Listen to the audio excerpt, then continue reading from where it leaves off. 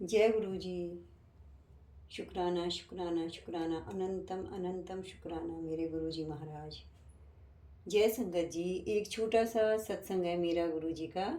ये तीसरा सत्संग है मेरा, बहुत छोटा सत्संग है पर तीसरा सत्संग है। ऐसे ही मैं छोटे छोटे जो मेरे सत्संग है उनको सुनाती रहूँगी और शिव पुराण का महात्म्य भी मैं सुनाती रहूँगी, जो कि मैं 2 बार शिव पुराण पढ़ चुकी हूँ, तीसरी बार पढ़ रही हूँ। लेकिन उसमें भी जो कोई भूल चूक हो, बोलने में गलती हो जाए मुझसे, बोलने में संस्कृत में हिंदी में, मुझे माफ़ करना संगत जी, मुझे माफ़ करना।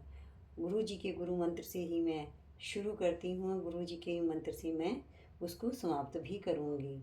ओम नमः शिवाय, शिव जी सदा सहाय। ओम नमः शिवाय, गुरु जी सदा सहाय। जय गुरु जी, जय गुरु जी, जय गुरु जी। एक छोटा सा सत्संग ऐसा है, 2 सत्संग मैंने आपको छोटे छोटे अपने बताया कैसे गुरु जी मेरे जीवन में मुझको अपने साथ जोड़ पाए, फिर कैसे मेरे को अपने साथ उस लीला में रचा हुआ है उन्होंने। जब कोरोना महामारी में फैला हुआ था तब तो हम लोग लॉकडाउन के उसमें अंदर थे, कमरों में रहते थे, बाहर हम लोग निकले ही नहीं। लेकिन जब दूसरी वेव उसकी आई थी तो मेरी बेटी ने, गुरुजी ने उसको घर ब्लेस किया था, तो उसने 39 सेक्टर में अपने लिए फ्लैट लिया, हम लोग उसमें शिफ्ट हुए। तो जब उसमें शिफ्ट हुए तो मैं दूसरी बेटी के साथ, जिसके साथ यहाँ रहती हूँ गुड़गांव में, कुछ दिनों के लिए मैं उसके पास गई, फिर मैं उसके साथ आ गई। तो उनको दूसरी वेव में मेरे दामाद को कोरोना हो गया। जब उन्हें कोरोना हुआ तो उन्होंने हमारे को बड़ी बेटी के साथ शिफ्ट कर दिया 39 सेक्टर में। अब हम जब वहाँ गए तो वहाँ मुझे कोरोना हो गया। मुझे जब कोरोना हुआ तो बहुत भयंकर बुखार मुझे था, लेकिन मैंने देखा गुरुजी आसमान से सफ़ेद चोले में उतर के आए, लाल फूलों की माला उनके गले में थी, और धीरे धीरे जब उतरते हुए आए गुरुजी, जैसे ही मेरा माथा चूमने लगे, हमारे घर में बिल्ली थी, वो मेरे ऊपर बैठ गई माऊं माऊं करती करती। और मेरा ये नींद, बुखार की तंद्रा में जो निद्रा थी मेरी, वो टूट गई। और मैं देखती रह गई कि गुरुजी तो अभी ही मेरे सामने आए थे, अभी ही आए थे। मैं चौंक गई कि इतने पास होते हुए मतलब माथा चूमने ही वाले थे, तब तक बिल्ली बैठ गई और मेरी वो तंद्रा टूटी। गुरुजी ने वो, आज तक भी वो जो स्वरूप है, वो रूप है, वो आकार है, उनका उतरना मेरी आँखों से उतरता ही नहीं है। जय गुरु जी, जय गुरु जी। आपके दिव्य दर्शनों के लिए मैं बारंबार प्रणाम करती हूँ आपको संगत जी। ये छोटा सा एक सत्संग था जो मैंने आपको सुनाया। ऐसे ही और सत्संग भी हैं, छोटे बड़े हैं, वो मैं आपको सुनाऊंगी। भयानक से भयानक भी हैं, वो भी मैं आपको सुनाऊंगी। अब मैं शिव महात्म्य में पढ़ती हूँ, शिव महाशिव पुराण का तीसरा अध्याय। ओम नमः शिवाय, शिव जी सदा सहाय। ओम नमः शिवाय, गुरु जी सदा सहाय। अथ तृतीय अध्याय। चंचुला का पाप से भय एवं संसार से वैराग्य। सौनको वाचा।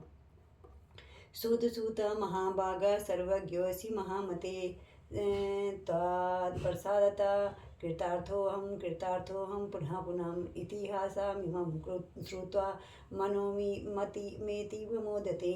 अन्यामपि कथां शम्भोर्वद प्रेमा विवर्धनीं नामृतं पिबतां लोके मुक्तिं कापि सभाज्यतीं। शम्भो कथा सुधा पानं प्रत्यक्षं मुक्तिदायकं। धन्य धन्य कथा शम्भो त्वां धन्य एव चां, यदा कर्णान मात्रेणां शिवालोकं व्रजे नरा।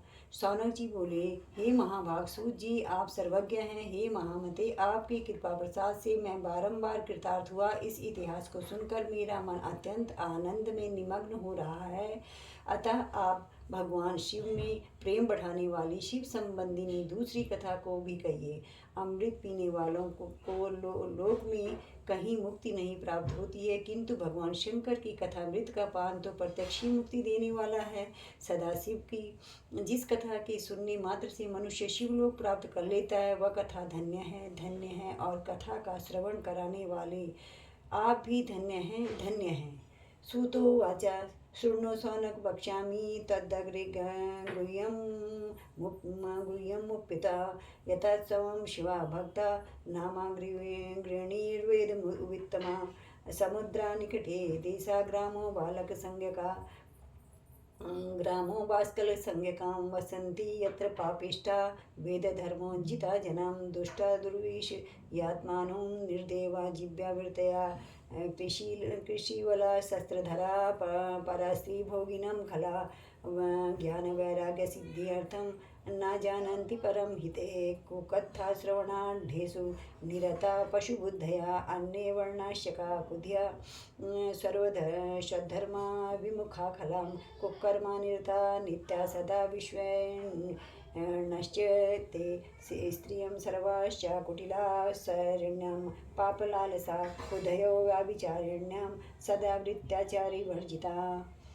सूत जी बोले, हे सौनक सुनिए, मैं आपके सामने गोपनीय कथा वस्तु का भी वर्णन करूंगा, क्योंकि आप शिव भक्त हैं, अग्रगण्य तथा वेद वेताओं में श्रेष्ठ हैं। समुद्र के निकटवर्ती प्रदेश में एक वास्कल नामक ग्राम है, जहाँ वैदिक धर्म के विमूढ़ महापापी द्विज निवास करते हैं। वे सब के सब बड़े दुष्ट हैं, उनका मन दूषित विषय भोगों में ही लगा रहता है। वे न देवताओं पर विश्वास करते हैं न भाग्य पर। वे सभी कुटिल वृत्ति वाले हैं, किसानी करते और भांति भांति के घातक अस्त्र शस्त्र रखते हैं। वे परस्त्री गमन करने वाले और खल हैं।